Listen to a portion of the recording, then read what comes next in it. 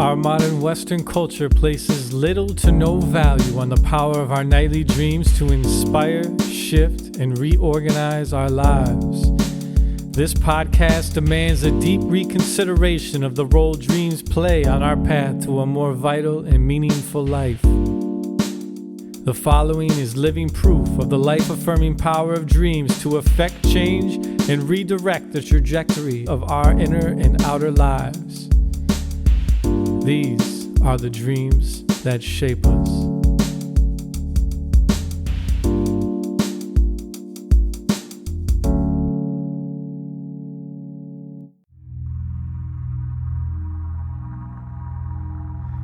Today we explore dreams that thrust us into our purpose and that continue to guide our journey along. And the way this push by her dreams and waking experiences show itself is as mysterious and spine-tingling as her purpose itself. So join us on this ride as Wendy recounts the dreams and experiences that propelled her into her calling that is out of this world. What you are about to hear may confront what you believe. But regardless of where this confrontation leads you, her dreams are solid. And we welcome you to suspend yourself in the Twilight Zone. Welcome to the Dreams That Shape Us podcast. Today, our guest is Wendy Garrett. She is a radio broadcaster, a podcaster, and a blogger, and many other things too, which we will explore as we get into the interview with her. In this podcast, we talk about dreams that shape our lives, that shape who we are and help to give us direction in life. And I wanted to talk with Wendy about her dreams because she has had some extraordinary dreams that have been very influential in shaping her as a person. So Wendy Garrett, thank you for joining us. I appreciate you giving us your time. And can you go ahead and tell our listeners about you? I just gave a little introduction, but maybe there's more that you can add to that. Oh, I like the introduction. It makes me sound like a triple threat. Boy, you are too, man. You just keep counting on the fingers how many threats you've got. Yeah, I'm sure that there's more to the picture. Now, I know from when I was on your show, you host Wendy's Coffee House, and which that broadcasts out of Kansas City, Missouri. And you also have Conscious Living, which is your podcast. And it goes back many years, so you have hundreds of interviews that you've done. And I have heard a lot of them. I'm a big fan of your show. And I've also been on a few of your shows. And in one of your shows, you hinted at this in a recent episode where one of your guests mentioned that they had had an encounter with the Men in Black. And then you made a reference to having had a dream about the Men in Black and how influential it was on you. So can you tell us about the dream? Yeah. And this is one of those that you don't forget because it's so out of the ordinary. And it did trigger the end of a relationship. What happened was I was in a pasture and I'm with the person that I consider a boyfriend at the time. He's over with a group of guys near the edge of the forest, and I see a mountain over there, and I also see stars and looking up at the stars in the sky, but I'm separate, standing away from them. And there's something about it where there's a distance, and I see across the field this black car starting to drive up through the pasture. And it's a long, like a limo. It's driving up through the pasture. It's nondescript. It's just a real boxy kind of a limo. And it stops. And 3 guys get out, 3 males. And I don't remember the facial features as explicit. I just remember they were all dressed in black. And it was a simple, like a suit. And they come up to me. And I don't remember exactly what started it, but I could hear them talking, and one said to me, "We need you to start doing what you agreed to do when you came here." And it was it was like, that was it. That's all he said. And the minute he said that, and I seemed to have eye contact, but I don't remember seeing his lips move. To me, it was an instant knowing of, I had to change direction. And I knew when I looked over at the guy standing with his friends in that little circle, thinking they're doing so many things that are kind of the macho male bonding thing. And I don't belong here. I don't belong here, and I don't belong with him. And I knew at that point that was a cue that this was going to end. And I changed my life in a completely different direction at that point. So it was like a warning. Yeah. So for one, you learned through the dream something that you probably already felt inside of yourself, or did it? Like, did you know that the relationship was headed towards an end, or was the dream the catalyst that really brought that to your attention? How aware of that were you before the dream? I knew I was on borrowed time, and I didn't know, but when you're in certain relationships, you can't just leave for personal safety reasons. And so there are ways that you have to figure out how to basically disassociate, distance, remove, and it doesn't always work. If it's your idea, it might not work. Okay. And so if the other person has already decided it's over, then it's easier to extricate yourself. All right. And I'm being a little bit vague with this, because when we get into relationships that are problematic, I was given the information that this was going to happen. This relationship was on my game card. And so it was important for me to be there. But it was also really a challenge, and the biggest challenge that I had at that point in my life. And I was warned about that too, through dreams and through intuition. And at the same time knowing, okay, I'm going to go through and I'll get out somehow, but I don't know. I don't know how it's going. I don't know what the lessons are, but I knew that it served a purpose. It was karma. And this little trigger, when they pulled up in the dream, this is the time. Everything has come to this point that you can leave, and you need to do it. And so, it's like, if I delayed any longer, if I tried to make it, somehow easier and less conflictual, then there would be fallout. And as it was, there was enough fallout, but this was the trigger that it was okay. Does that make sense? Yeah, it does. And what do you think the man in black, when he said this is what you've agreed to, the time has come? Is it referring to, I mean, you've hinted already that getting into the relationship was part of a soul plan. And like you said, it's on the game card. Great analogy. But what did he mean by that? Well, part of it was that was work that I had to do for myself, that was important for my personal growth and my interaction. And it was getting into a very difficult relationship where I had to be more assertive about my own stuff. And it was going to be challenging to do that.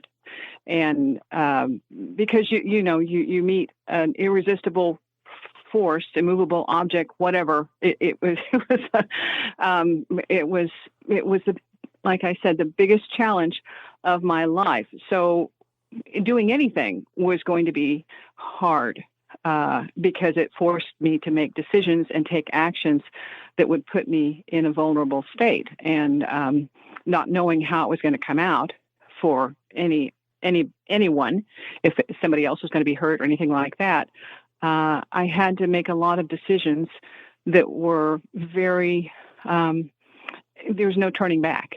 And when they said, we need you to start doing what you agreed to do when you came here, it meant there were other things that I could now go forward with, and that I had put this on the top because it was my priority. And then what I had agreed to from a different soul plan with a larger scope was now calling for me to step up to that. And that had more to do with the things I currently do that are still in a way a challenge for me, but not like that, not like the other. And if we were getting the time frame right, that dream happened around the time that, at least when I've followed your archives, it looks like 2017 was, that's when I can trace, your episodes of Wendy's Coffee House and Conscious Living. So that's one of the ways that you, at least apparently from where I sit, that looks to be one of the changes that came about is that you really plowed headlong into podcasting.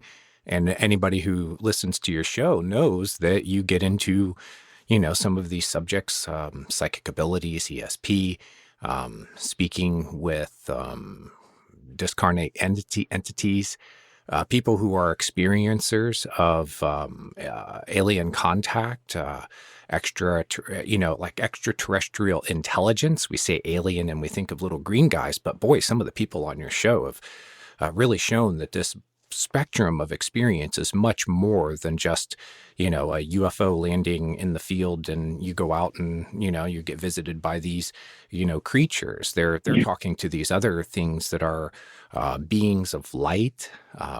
So you can see that in your show. And is this at least in part what you're referring to, that was what you came here to do? The dream seems to have shown you that you had the strength to be able to leave the relationship. And then that also appears to have given you the strength to go on and do other things. Is that right? Yeah. It was everybody. We all come in with a certain plan, and we follow certain aspects of the plan, but it is dependent upon whether there are others on our game card, whether they show up and where they are at their point in life. And so sometimes, you try to hurry up and I want to go here and do that. And this is all important because I have this on my time sheet. And so I'm going to do something in 2010. I'll do something in 2014, 2015. It doesn't work that way. Basically, you have it there and the time fills itself. And so that's what this was about. I knew these are the things I'm going to do, but it's night and day difference what I'm doing now. I first started talking and experiencing the light, this interactive relationship I have with a nightlight, and it's the energy of the nightlight, which is a non-corporeal being. So it's a spirit being, a light being. You can call it different names. For me, the name was non-corporeal because it seemed to fill a blank, and it didn't want a name like E.T. or Ghost or Guardian. So it's more generic. So with that, I started talking in 1998, 99 about this stuff, but there was no audience at that point. That was really on the beginning of this. It didn't start until maybe, 2005 or 2008, where more people are saying I had this experience. I was abducted in 2013, or I had a Bigfoot encounter in 2015. And so this kind of stuff is happening to more people across the board. And with the social media that we have now, it's being shared, and more people are feeling that maybe they can finally come forward with their experiences and not be ridiculed and ostracized and, maybe possibly lose a job because of it, because it's been such a taboo subject for so long. But it's night and day, the difference between my shows now, the visibility and the people chiming in versus what happened back in 20 years ago. Gosh. Didn't seem that long. 25? Yeah. Anyway. So you were waiting for the world to catch up with you in a way.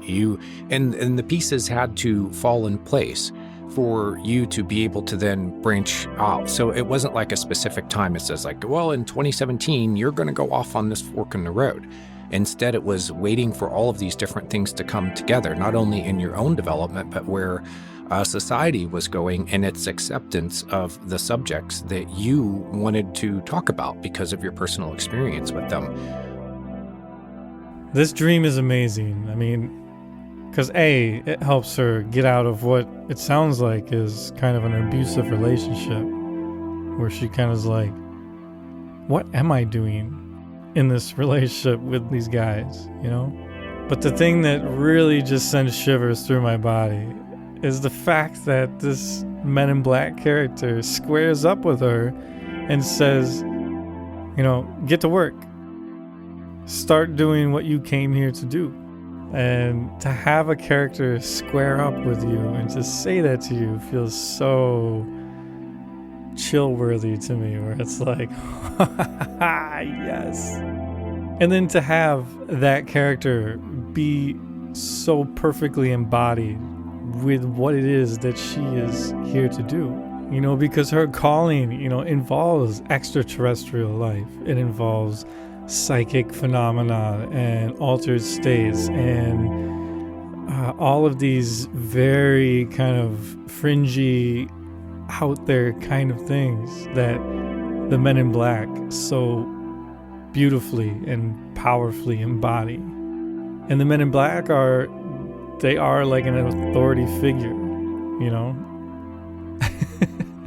to have them square up with her and be like, do what you came here to do, get to work, it's time. For me, that kind of dream would leave me gasping when I woke up and just tickled me to no end. And how affirming, right? Because regardless how you feel about any of this, it's clear that her dreams, her soul, want her to go this path. Wendy, I think the talking with nightlights, I think that requires a little explanation. For listeners to get them up to speed, you've written a book called Talking with Nightlights. And it was about your experience when you found that what was going on inside of you internally was being reflected in this nightlight that would flicker. And you used it as kind of a guide to say, okay, well, am I going here in my thoughts? And the nightlight would flicker and you go, okay, yeah, maybe I should go this way and explore this. Or you could ask the question the other way, should I go here? And the nightlight doesn't respond. And it's almost like tapping on a table to say, well, no, that's not what I mean. And so you were using these subtle clues that were being given to you with this sense that you were actually connecting to, you call it a discarnate entity, something that was wanting to communicate with you. Do you think that was also part of your plan, this game card that you had, this plan that you made before coming into this life about what you were going to experience? I think it's part of it. Otherwise, I would have felt more intimidated and maybe backed off from it. There's one dream that I had, and this isn't a dream, but it's one of those experiences that we can classify a dream. I remembered going back to the circle of one. And this is what's so funny about it. I get into the circle in the dream, and I'm talking with these people who are around me, and we all have our angel books.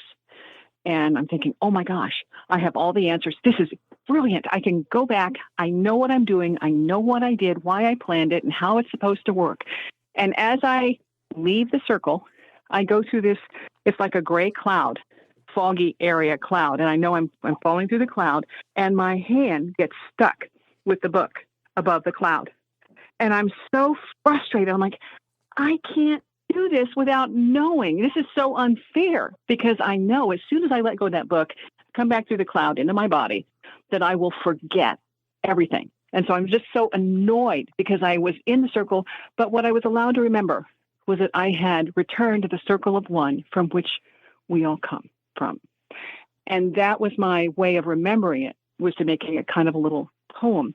And it's so since, and that's been years ago, but remembering that angel book and knowing that I had a plan and it made sense on that other plane, those are the kinds of dreams that I have. But they're much more of a returning to that other dimension where we are planning things. We're on a higher plane. We know things are happening. And some people have to have a near-death experience for that, or they have to do some really different kind of drugs.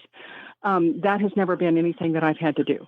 And so I think in a way that for me is, I feel fortunate that I don't have to do some kind of an altered substance, or a psychedelic, whatever it is, psychotropic drug, like Terence McKenna and Timothy Leary and, some people now who are doing the ayahuasca thing, to be able to make these connections, because I've been able to detach enough. And, from the time I was little, having out-of-body experiences, but not having anybody to really bounce those things off of. So when this nightlight thing happened and the energy was here to give me instruction, I got instructions that Tutankhamun was poisoned. And, before that came out, I got instructions on math that I didn't have any idea of how it worked But then later, the Bose-Einstein condensate information came out. And I'm thinking, whatever this is that's giving me this information, whether it's my higher self or another source, I believe we're all connected. And at consciousness at that level, when we want information, it is accessible. But we have to get rid of all the flotsam and jetsam that's usually traveling around in our brain, in our mind, to be able to get a clear space and do that. And some people do it with drugs. But that part I've been able to, through meditation and through that shift, when that happened in 1997, that changed my life. So that required me to go a different direction from the outset. But that problematic relationship was still on the game card. It was still going to happen. And just figure I had a little ammo ahead of time to kind of go, it's okay. And that was my security blanket, knowing that we are never alone, ever. We're never alone. We always have that source, that other element that is with us. It's not going to save us, but it can give us insight and potential instructions for safety when we're ready and when we need it. Does that make sense? It does. And it sounds like the dreams were the beginning of it, but then you pursued it into your waking life. You got a hint of it, or you kind of said, okay, well, here's the plan. I'm up here in the clouds. I see the book of my life. I've got these other beings who are with me, who are obviously part of the planning. I know I can go back into my body and they're going to be with me. So now I can pursue this in a conscious sort of way. And you mentioned like meditation and developing some of your other gifts. Is it fair to say that the dreams made you aware of it and then you did the conscious work to develop it? It works both ways, because you have to, from the time I was young, I had different kinds of abilities that I didn't really pay much attention to. In college, I would open the door to the room. I'd have the key in the door and I'd know what card was on the bottom of the deck. And I thought, okay, this is great. And it basically was disassociating and distancing. And actually, I had just seen a movie recently where they're working with children who put on blindfolds. Yeah. And they expand their awareness, and then they know they can read the book, or they can see the card, they can see the color, and adults can do this too. It's training that we're not used to, but I think other people, at some point we have these abilities, we just tune them out because they're not functional in 9 to 5. And sometimes that I think it preempts us in getting in touch with our own divinity, our own insight. So anyway, back then, when I was practicing that card, one thing that made me stop for a bit was that I came in and my roommate, we were talking about ghosts. And she said, and she's sitting on the bed by the window and she's saying, I don't believe in ghosts. And the curtains, and this is a dorm room, floor level, ground level, the curtains go straight up behind her. They're straight up like a wind come in the room. And she's, I do believe in ghosts. I do believe in ghosts. And so we stopped that. And I thought, maybe working with my other abilities here is not helpful at this moment. So I shut it down for a bit. Yeah, it was just like a cowardly lion. Immediately, she was like, oh, I do believe in ghosts. And the curtains dropped. But it was okay. But that was one of those little things where it's all around us. We don't have to go anywhere. There's another dimension and multiple dimensions that are basically overlays on top of where we are. And you can either touch them in some way physically as a door opens up, or you can get into it metaphysically without the body and be aware of it. But that's what people try to do when they do the out-of-body experiences and the astral travel. That's what they're doing. They're trying to connect with these other dimensions. Which dreams can be a portal to that, because you're disassociating from the body when you go to sleep. Just the very fact that you go to sleep and your mind gets away from the senses of the body, it's your first taste of being disassociated from the body. And then from there, you could think of it as a spectrum where you could be, say, in a lucid dream, where you've now gone into sort of a subjective reality out of the body. And then you could go into, say, an astral, which is more of an objective state outside of the body, where you can you're dreaming in a sense, but you're also able to interact with your physical environment, or at least to be able to observe it. And then I know that it keeps going. You can go into the ethereal, but it's beginning with that dream state where you learn.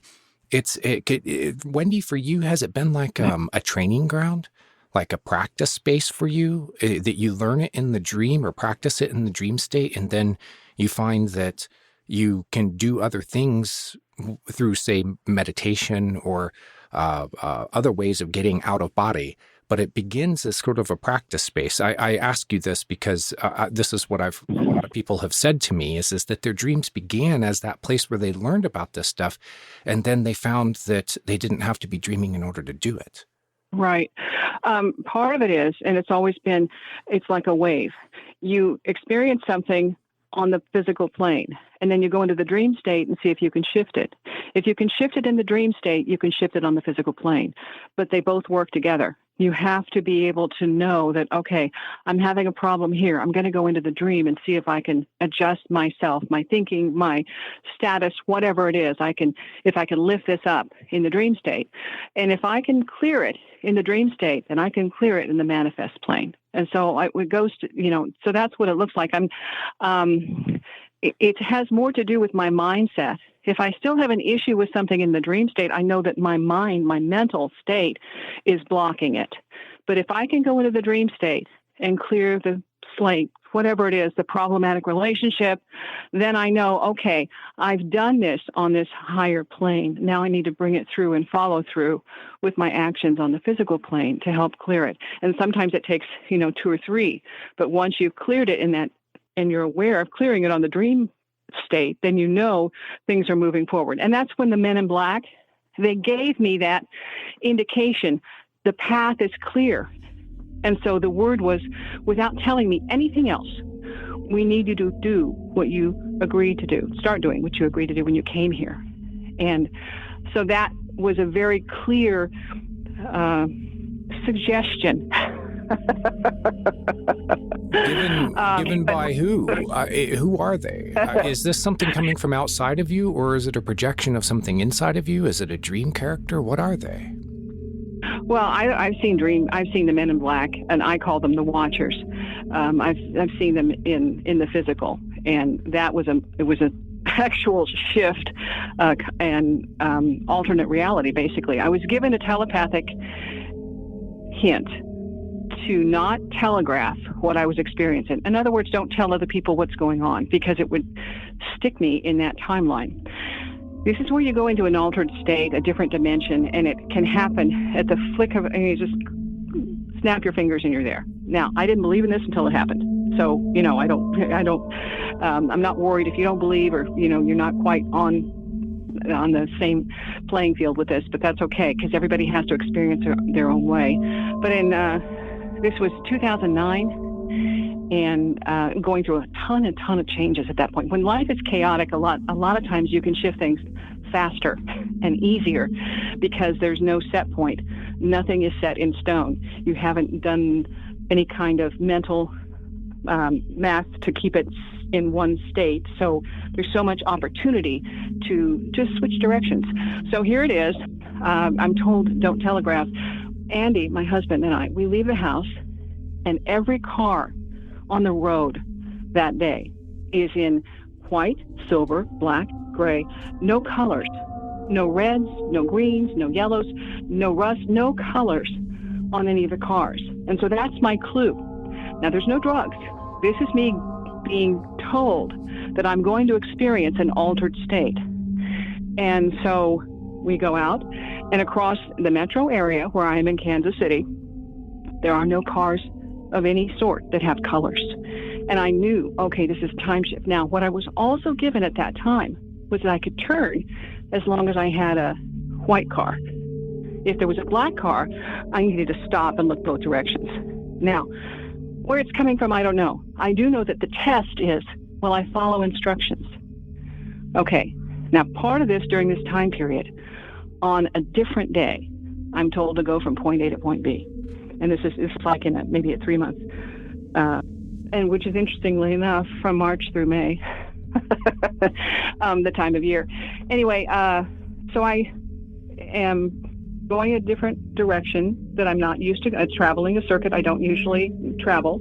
And I decide, well, I'll take a shortcut. And again, these cars, I'm supposed to be able to pay attention and still following that black and white. I decide to take a shortcut. And I go into a parking area that happens to be for an apartment complex, but there's only one way in and one way out. So it's not a shortcut. As I drive around a pond. And I look over at the pond, and the geese are forming a question mark. These are synchronized swimming geese. Now, I don't know about your reality. That isn't normal in my reality. And my husband says to me, as he's watching the geese form a question mark, I guess they wonder why you took the shortcut too. Now, my excuse, I said, if I had not done that, we would not have seen that. They wouldn't have had to check me. But it also clued into whatever was giving me the instruction that I might not be one to follow orders just lock, stock, and barrel. Okay? I might be a little problem if they wanted to just tell me to do something and expect me to perform. So that was a test two different ways. Me testing that to see, am I getting, are you watching? Yep, they are. and that if we were needing to see if I would be, a follower who questioned nothing. No, I was not going to follow along unless I had some kind of indication there was something that was in my best interest or in the best interest of the people that I am around. But those kinds of things, that's not a dream. The information comes in a dream that things are going to be chaotic. Things might be a little unpredictable, but there is a source here who is able to help us or to guide us or to protect, depending on the circumstances, that we can rely on if we are tuned in, included. And right now, huge message is to get in touch with your own telepathy, your own intuition, your ability to read other people, other situations. That's what this is about. So that's the message that you're getting for 2021. This is a part of what we're learning. We're getting in touch with ourselves. We're learning about our inner voices. Yeah, it has been coming on for quite some time. But to be able to see the results quicker in what you're doing and what your actions are producing, that's what's happening now. Our thoughts and our intentions are manifesting. That's what's happening at the moment. We're seeing things a lot more, concrete of what we have put out. And that information comes back to us in a way that's physical, that we can see, well, I was really, really frustrated with this. I'm still frustrated. And so I'm having all sorts of issues. Things are breaking down. Things are falling apart. I'm having, arguments. And it's because my own frustration is putting me in that energy space. Yeah. And so the world is responding to you based on the energy that you're giving off. It's coming from internally, but it's being reflected externally. And this is one of the things that I teach people to look for are they on track with their dream life and understanding their dreams and their messages correctly? Well, one of the ways to tell is how the outer world responds to you, because it's going to reflect back that energy to you, your internal state. I was listening to your latest on Wendy's Coffee House. I was listening to it last night, and I got an idea. I was like, wait, she just said something. It reminds me of Michael Talbot, who wrote The Holographic Universe. So I go and I'm like, I search for it real quick, and I find that there's this interview from Jeffrey Mishlov's show, Thinking Aloud, where it's the extended interview that Jeffrey did. And first, he had talked with Michael about his book and the research he put into it. And it's a very straightforward interview. It's about the science behind the holographic model of the universe, coming up from people like David Bohm and the quantum physicists and stuff. I hadn't seen the second half of the interview where he talks to Michael about his personal experiences of having, poltergeist encounters, UFO encounters, things like this, that started from a young age and impelled him to try to find answers for the things that he was experiencing. And here's what he said. He said that it's all being manifested from within him. That when these paranormal experiences happened to him, he realized that they were all somehow reflections of his psychological state. Even when he had like poltergeist encounters, he realized that he was the source of it, which of course that's what made me think of when you said that your roommate, she's saying, "Oh, I don't believe in ghosts," and then the curtains do their thing. And it's like, "Oh yeah, you don't believe in ghosts?" Well, it was like the world was responding. It knew what was happening in that conversation. It knew what was happening internally inside of you two. And so then it responded to you by giving you a sign.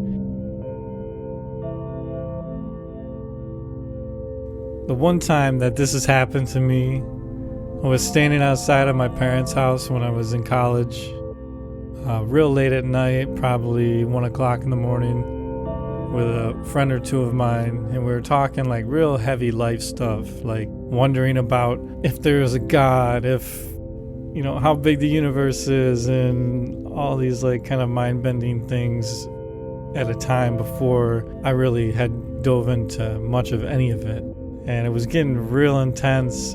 And as we're talking, all of a sudden, the power box on the top of the telephone pole, right on the corner of our property, just explodes into fire. I couldn't believe it. It just literally blew up. And we were just all rocked and just like chilled to the bone, because it was like we were getting so like deep and thick into questioning, if there was something greater to life. And all of a sudden, it was like a sign from God that like just was like, oh, there's a lot of stuff going on that you have no clue about. And you are so much bigger and so much smaller than you know. And bam, just rocked us right through our body. Like you could feel the whole explosion through your body. It was just so intense. And it sounds to me like, Wendy, like you get a lot of signs to follow, that it's not, it's not like, the voice comes through the clouds and says, "Wendy Garrett, thou shalt do this next." Instead, it says, "Here's an opportunity for you. I'm going to give you a sign to show you that I'm here. And now I'm going to leave this up to you to decide to go about doing it your own unique and personal way." And has that been your experience too? Yeah. I'll give you an example. This was a dream, and this is before I went into that problematic relationship. The night before, I had a dream where I went into a little office space, like a tiny office, one room, whatever, with maybe a massage therapist or something, that kind of a setup. And behind the desk is a man all in white. I mean, completely chalk white being. And I consider it now as like an ET type thing. But I wasn't supposed to attach anything to that being, except that this was an anomaly and it was important to pay attention. And he asked what number I was. And I said, well, and I'm speaking in a child's voice, saying I'm a fui. Okay. And he says, "No, you're a 7. Oh, so he's telling me my number. And my number 7 relates all across the board. But the thing about in the dream, I'm still a child. I'm still learning. And he shows me, and I see this whole page of symbols I don't recognize. They're foreign. But there's a page just, of all these symbols across this page. The next day, with my girlfriend, I'm in the car. I see this page of symbols between us. And I said, "What the heck? What is this?" "Well, my son drew this at school today. This was his assignment." So that page is in the car. She took me to meet this person. And I knew from that moment, I thought, oh, darn. So you see it in your dream, and then the boy had drawn it, like the same symbols you saw in your dream. Then now you're awake, you're in the car, and wow. Yeah, this funky symbol page. I'm like, oh my gosh, that's what I saw. I saw these weird symbols, and I don't remember what the symbols were. I mean, it'd be like looking at hieroglyphics. Okay, it was something he was practicing, and that was these type of hieroglyphic symbols that filled the page. And so when I saw that, I knew that was code. It was a cue. It was a programming element to tell me this is coming. This is here. This is the moment. And so when I met the person, within minutes, we went into the restaurant, and there the person was. I knew that was the challenge. And I'm thinking, I don't know how I'm going to get through it.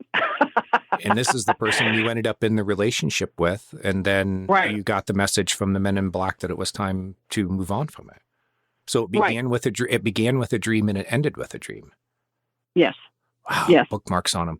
This reminds me of Linda Moulton Howe, journalist who explores a lot of ET, related subjects, had spoken with one of the people who were in the Rendlesham Forest, the famous 1980 UFO series of encounters off of the military base, American military base, in Rendlesham Forest in England. He was one of the soldiers who went out to investigate the lights that were out there, and then they encountered a craft. He was one of the people who actually touched the craft. Years later, he was waking up in the middle of the night and writing down these symbols and hieroglyphs and stuff that they saw written on the metal of this. It was almost like a small UFO drone explorer type of thing. He was getting up in the middle of the night, no memory of doing it, and writing down pages and pages of these symbols. And when I saw a photograph or a screenshot of these symbols, and it was just all these, looked like Egyptian writing, but an entire pages of it. He said he had no knowledge of what it was, and apparently it's some kind of mathematical code. Linda took it to an expert who could start to look at it, and the expert said, well, it looks like it's some kind of code. Have you experienced that, where that kind of stuff, you saw the page in the dream that had all these symbols on it. Have you been able to make sense of that? Are you decoding the symbols? Part of it is it's so linear. We expect this to add up 1, 2, 3, 4. It's 1, 6, 8, 12, 18, 28. We are linear, but we're working in a multi-dimensional framework. And so the common theme and the popular theme is quantum, but it would be like, if you've seen the game that Spock plays, chess, where the boards are stacked on top of each other in Star Trek, and they play okay, this is what we're playing with. We're playing with these anytime we're playing with multiple dimensions. We don't always pay attention to that. And we have not been taught or trained, most of us, to deal with life in that way. But there's always a wild card. There's always a get out of jail free card. There's always something else that if we expand our awareness, there's a door that will lead us to a higher level of thinking, a higher plane of eventuality, not reality, but eventuality. So in other words, there's always a way out.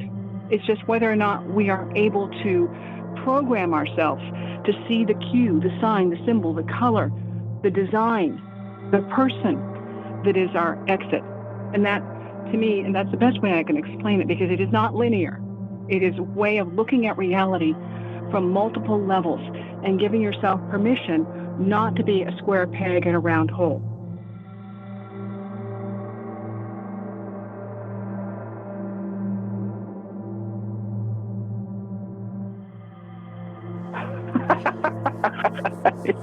Yeah. Do you think that we've spoken a little bit about, because last year I was on your show and we talked a little bit about the lockdown, and everybody's now disengaged. Not everybody, but a lot of people then were kind of disengaged from that busy 9-to-5 life. And now they're looking internally or at least they have more opportunity for it. They have more time at home, more time to themselves, because they're not running off to work and they're not running to the grocery store, running off to kids' soccer practice and stuff like that. Do you think that this event in our timeline was at least in part so that we would have the opportunity to get ready for what's coming next? I do. But I also think it's a little bit too optimistic to think people are going to use this to their best advantage. Because what happens is when you have a mindset of things are supposed to go a certain way, there's a security and a comfort of being able to plan on all the old things that we used to do that drew us together or pulled us apart, all the things, all the patterns that we expected to continue in, repeat. Well, some people can't deal with that because they don't know how to basically, they're not self-starters. Okay, so if this time for them is challenging, it's because they feel claustrophobic. They feel, I don't have anything to do. I don't have anybody to talk to. I don't have anywhere to go. So they're more likely to fall into a negative pattern of trying to fill the space with something that will help them disassociate from the fact that they're lonely or that they don't have anything to do. But for others, it has been an accelerated time of, okay, now I have permission to self-create, to self-initiate, to self-engage, to jump up to that next level, because nobody's getting in my way. I don't have the same responsibility, accountability, demands on my time to be basically a lockstepper, where everything A, B, C, D, E, F, G, nothing deviates. Everything's the same over and over and over and over. Well, for people who aren't comfortable with that, this is really, really a crisis. And that's why you're seeing so many mental health issues and so many, they're saying people are gaining weight during lockdown, or they're also rebelling. And it's because of the frustration, the challenge of being given too much free time and not knowing what to do with it, instead of saying, whoa, this is fun. Yeah, an opportunity to do things that you hadn't had time to do, and to be self-directed in ways that, instead of having to constantly respond to these external things coming at you, instead you can be self-directed more in ways to say, well, I'd like to go off in this direction or that direction. I'd like to have this time for me. And so some people, at least, seem to have been using this time for their enrichment and development and learning new things. And then there's other people, like you said, who they're used to kind of walking in that lockstep, and it's a very trying time for them because they're not being externally directed anymore. And I just want to add to this conversation to say that 2020 was very traumatic for a lot of people. And I think the two of them are speaking more so to people who are financially stable still and don't know how to use this time appropriately, and not so much people who have nothing and just lost everything. Because if you just lost everything and you're in straight survival mode, you're not going to be creatively productive, because you can't be. You're in survival mode. You're in fight or flight. You're in trauma response. So if that's your situation, your case, please give yourself the permission to take care of yourself, and to not feel like just because you have this time that you have to get things done, or you have to change directions in your life, or you have to do anything but survive. Take care of yourselves and know that your experience is valid, and that what you're going through and having to face is valid. And it seems, Wendy, that we could kind of sum this up as saying that what your dreams have been doing is helping you to become more internally directed, so that it manifests in your life, in your external world. But it began, or at least part of the process was for you to get to listen to what those voices are really saying to you. And apparently they also needed to talk to you in maybe more forceful language. Would that be a way of saying it? Like, making themselves aware to you that there was this whole other reality that you could now be part of, but it was still your choice. And so that self-directed part of it is very important, because you can get the signs, you can get the opportunities, but it's then up to you to then walk that path and decide whether it's right for you. Is that fair to say? It's always free will. You can always say no. And I want to go back. There's no judgment. If you are frustrated by this time being cooped up and not having anything to do, that's not a bad thing. It means that's where you are. Deal with it. If you're feeling free and liberated, that's great. Deal with it.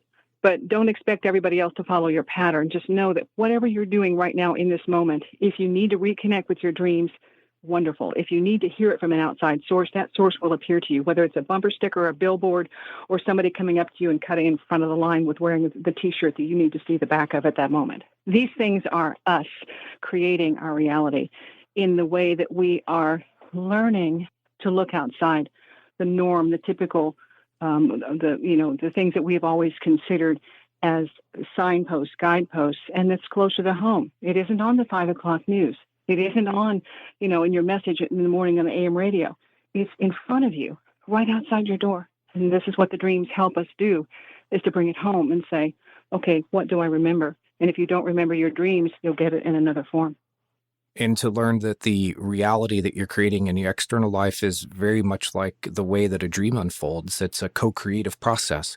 The dream isn't determined from beginning to end, written by, the great author in the sky. Instead, there's kind of an outline that's created for you, which is your circumstance. You walk into the dream and then you start creating it by interacting with it. And like you said, like the person who comes into you, they cut in line and they've got that message on the back of the t-shirt that seems to resonate with what you're experiencing internally. You've helped to co-create that situation by being there in the first place, but two, also by noticing what's being told to you. And this is very similar to the way that we walk through a dream.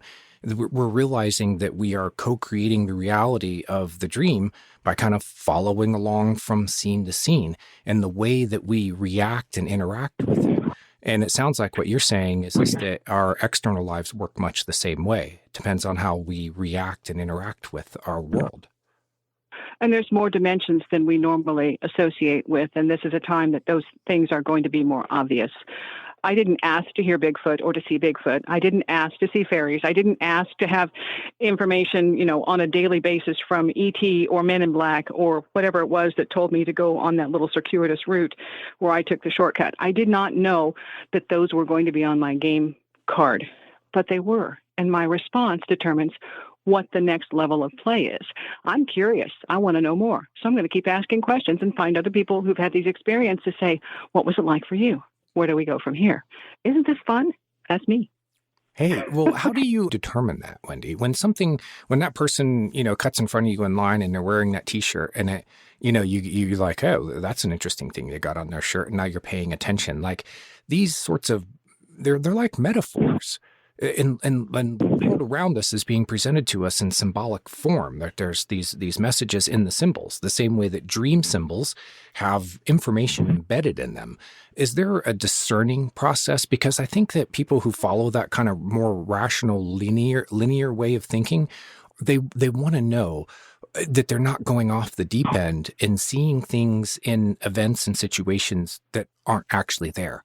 How do you know when you are being spoken to through these events that happen and circumstances in your life? Part of it is, it's like cooking, all right? You can't do anything when the pot is not boiling. And you can't stand around and wait for the pot to boil. You go about your day, you go about your plan and say, how does this relate? And then you see if something else validates it.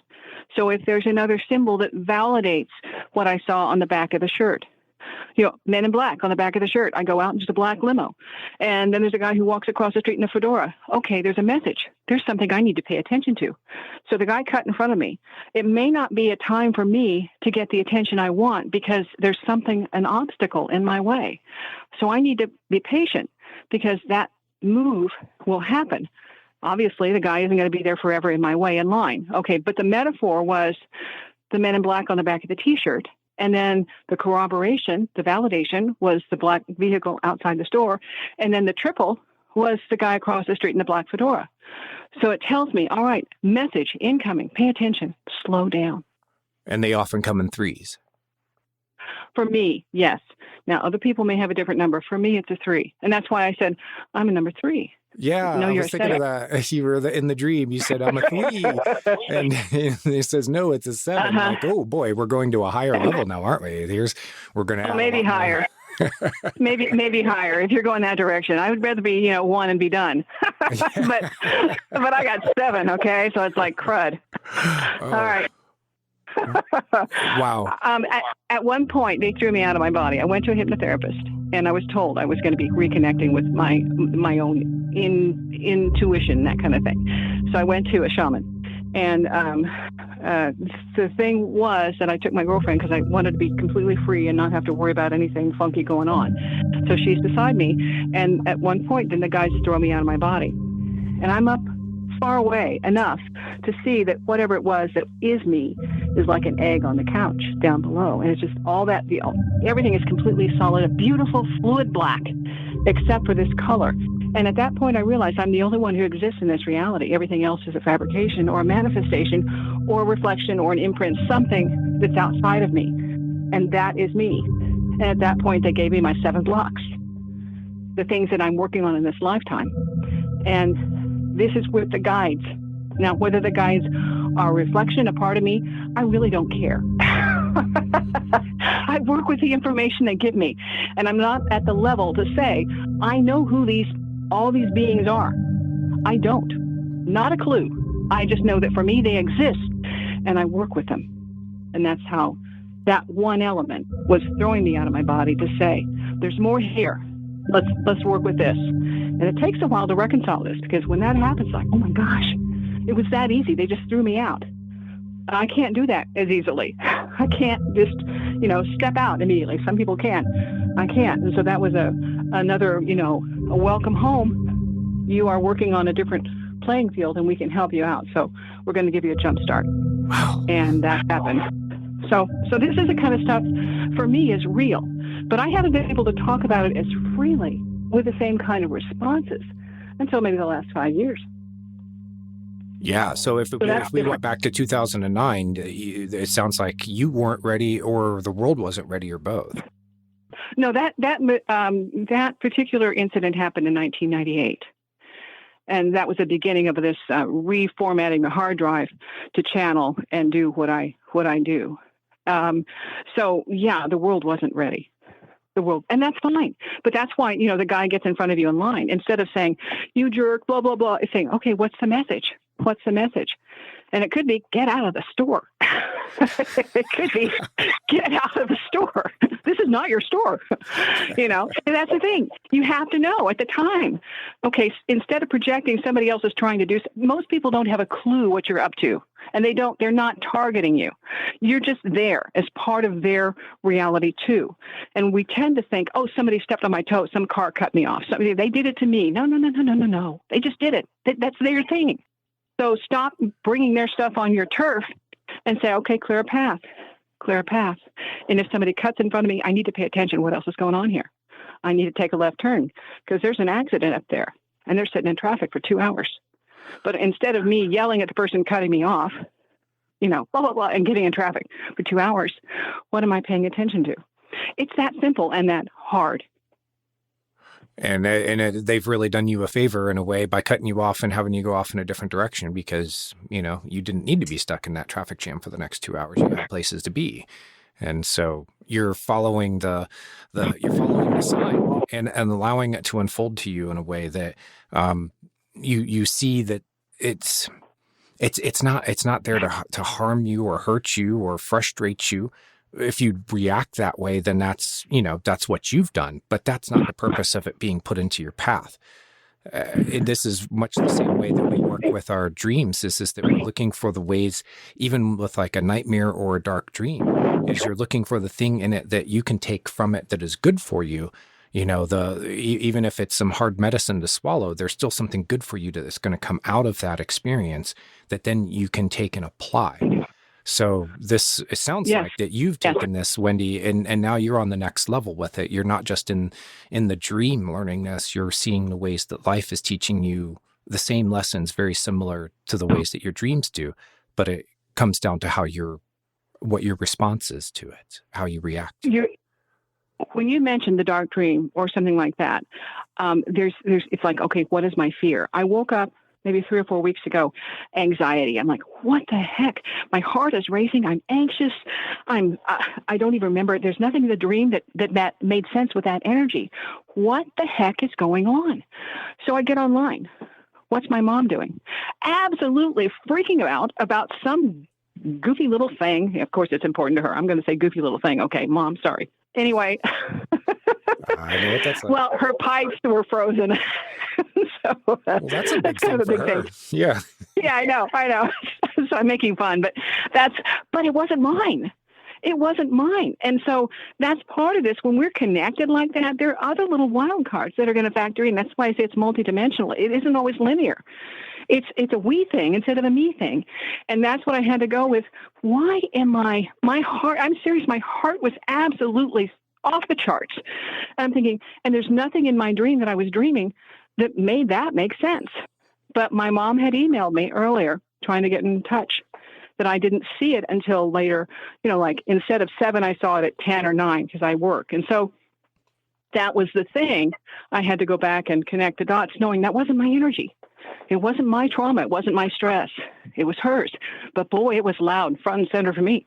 Wow. Yeah. Those And things happen too. you've just answered the question that I had previously. You've just given another layer to the answer, which is by knowing your usual pattern of thoughts and feelings and dreaming responses to things, that when something's coming to you from the outside, you can tell, you can help to discern it by what you're feeling that's not in your usual pattern. You Right. don't usually wake up with your heart pounding and feeling anxious, and you look at the dream, what you were just dreaming, and you go, well, there wasn't anything that I can remember that would make me feel this way. And then that's when you realize that it's coming from outside of you. But it was that self-awareness, Wendy, that was the beginning of it for you? Yeah. Yeah. It's knowing that, okay, this doesn't make sense. I don't usually have stress dreams, for one thing. But I will tell you, if you have a stress dream, here's one that works. This is like a milk of magnesia room, a padded cell. I'm in here. I see a faucet. The only thing that this faucet has is more of this marshmallow cream stuff, and it's all pink like Pepto-Bismol. And I'm thinking, what the hell? I know I've been put in a confined space. I don't like that, but I'm not going to fight it. And so I say, fine, if that's what you want to do, peachy. It dissolved. So instead of fighting it in the dream, I said, okay, if this is what you want to work with, I'm just fine. I got nothing. And it went away. So stress dreams are about pushing your buttons. What is it that you are about? Are you a fighter? And if you fight, you'll stay in the dream. Does that make sense? Yeah, it does. And if you can sort of be more like water, let's quote Bruce Lee, Yeah. be like water, you can adapt yourself to the situation in a way that you can flow around it or allow it to flow around you. And now it just dissolves. And whatever that obstacle was, whatever that thorny feeling or emotion you were experiencing, it just goes away. It was a test. Yeah, it was a test. And the test was that wasn't my reality. I don't understand what this is about. I don't understand why I need to see a pink Pepto-Bismol fatted cell. This isn't my reality. So fine, if this is what you want to do, feel free. But I'm done. And that was it. That was all it was a way of me seeing if I fight it, if I project myself into it and I take it on, it becomes mine. But if I say, this isn't mine, it doesn't belong to me, it goes away. Are you helping other But you people have- now with that? Like, this is something I've heard from shamanic practitioners. This is that they learn these lessons in their dreams and in their life, and then they find themselves dreaming in other people's dreams where they are encountering these obstacles, and they help them to realize what it is that's really happening in the dream state. Is that happening with you now, where you're helping other people get past these obstacles? I've had people say that I've appeared. I don't know that that's actually me. I think that's a projection that somebody needs to see that relates to whatever they're going through at the time. And if it is me, it's another part of me that isn't in this particular physical hurdle, sidecar. So what I believe is that we help each other at all times. And I have encountered people in my dreams that I know are aware of me. But that isn't something I do on a regular basis or that I'm conscious of on a regular basis. I mean, at one point I've gone into the dream plane to help somebody and called that person with information they needed. And they asked me how I knew who this person was and why. I called because I knew I needed to make the phone call. And the person had it was a person that I saw dressed in a particular way that applied to this other person. I'm not going to say who it is or what it is because it's proprietary. Okay. But it made sense. And they were just astounded because they had so many students who never called them on it. Well, they're on a different playing field. I was neutral. I'm Switzerland. I wasn't going to come in as a student or a teacher. I was coming as a wild card saying, this is information you need. Get back on the path. So you saw it in the dream, and then you actually called the person, Yes, based on the information you got? I identified their spirit guide because of the article, the pieces of fabric, clothing the person was wearing, and the person, the physical appearance of that person in the dream. that was their spirit guide. I didn't know that. I just knew that there was a message that was very important and it needed to go there. And so I just called, hey, does this make sense to you? I'm like, yeah. yeah. Well, yeah. But they weren't listening. So it had to come through and basically somebody who's objective. There was no judgment. There was just, hey, this is something that it feels, does this make sense to you? And then that's it. That's it. And you go on. Wow, Wendy, that is fascinating. Thank you for sharing this, your insights and your experience with us.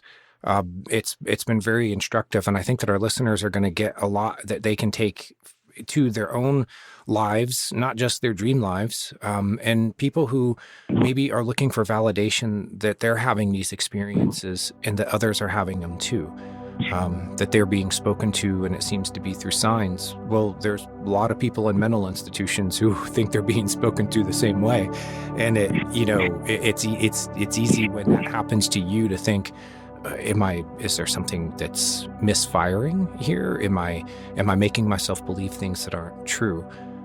I think it's important for us to know, to have our experience of this, and to know that that this is the way that the universe can speak to us, and that there's this sort of oneness to it all, and this interconnection between all of us, and not just conscious beings, but everything. The birds, the plants, the t-shirt, like it's all part of this bigger thing that we can't understand from inside of the box. But once we get outside of the box, we start understanding more about it.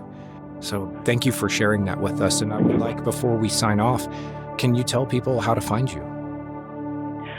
You can find me, wendyscoffeehouse.com. It goes to a blogspot site. There's also another blog that is linked to that, and that's Conscious Living in Wendy's Coffee House. That's on WordPress. So if check that out. And I mean, there's one last thing. Whatever message you get, there is one big clue that it's from a light or higher version. Do no harm.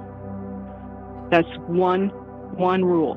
Always do no harm. Do no harm. Yeah, and I've heard that from other people who've experienced the same things. And I think I also try to follow it in my own explorations with people, through their dreams and through the doors that open from their dreams, that as long as you follow that guiding principle, do no harm, then you can feel safe going about this work, even if you really don't know what you're doing and where you're going at the time.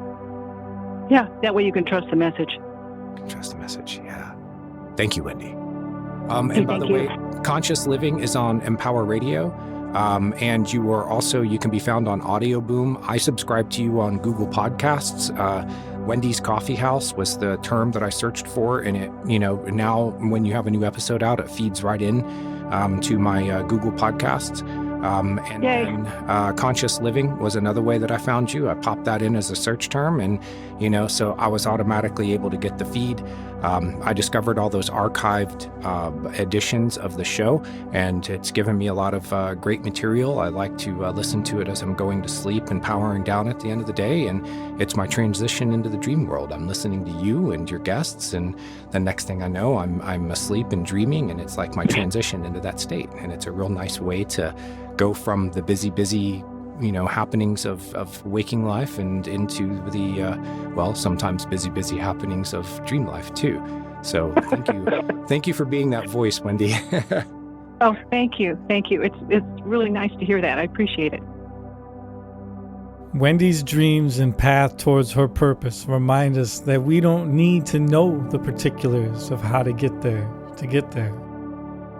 Our book of life will remain hidden to us above that cloud.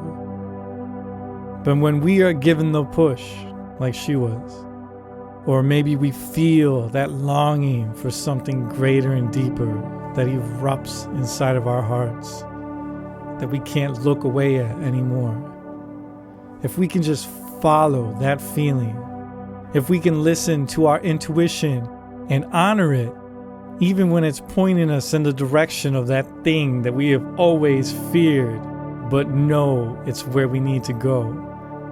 If we go there, then we unknowingly find our way just as well.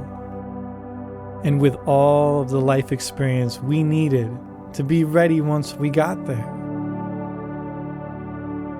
One of my favorite quotes of all time is, "God doesn't call the initiated. God initiates the called." When they would say, "Follow your dreams," it was supposed to be implied literally. Always listen to your dreams, follow their wisdom, and you will find the life of your dreams. Godspeed.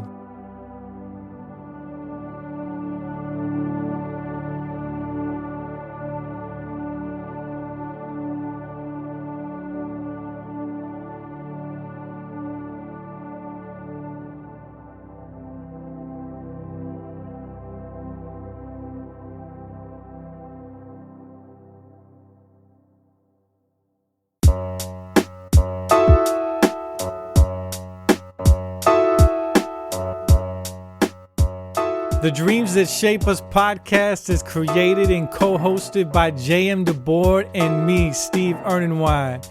Recording and editing is shared by the both of us, and all the original music that you heard throughout this episode was written and performed by me, Steve Ernenwine, aka AQ the Dreamwalker. And if you vibe with the hunk of burning love and my partner in the dream, J.M. DeBoard, I encourage you to check out his body of work through his website, JM DeBoard. That's JMDEBORD.com. There you can find links to his 3 amazing books, dreamschool.net, and his other various social media profiles. And join him at Reddit. He's Rad Owl. He's one of the moderators at r/dreams. And I'm getting really excited. My new album is only 3 songs away from being completely recorded. So hopefully within the next month, I'll have everything fully edited and mastered and ready for you to hear. The album has almost 20 songs on it, and a good 16, if not 17 of them have been directly inspired by my dreams. So stay on the lookout for that. Super pumped about it. Thank you so much. And you can follow me on Instagram, Facebook, and YouTube under AQ the Dreamwalker for more intimate information on my creative process and my dreaming life and everything else that I got going on. Thank you. I appreciate it. To dive into the fascinating and highly bizarre, I say that kindly, world of Wendy Garrett, go to wendyscoffeehouse.com or find her amazing and mind-blowing podcast under Wendy's Coffee House on all of the major streaming services where you listen to podcasts. Just a quick stroll through her large catalog of episodes validates everything I said about how perfect the Men in Black really are for her. It's amazing. I hope you check it out. All of the links will be in the show notes. And as always, if you love what we're doing, sharing is caring, man. It helps us to obliterate the Western myth that dreams mean nothing and inspires more people to take their dreams more seriously. So any help you can give us is greatly appreciated. If you can rate us on Apple Podcasts and leave a review wherever you are, we would so deeply appreciate that so we can get this word out to even more people. So thank you to everyone out there listening. And a deep and handsome thanks to Wendy Garrett for sharing her incredible story with us all. We love you. Thank you so much. On behalf of JM DeBoard and myself, nighty night.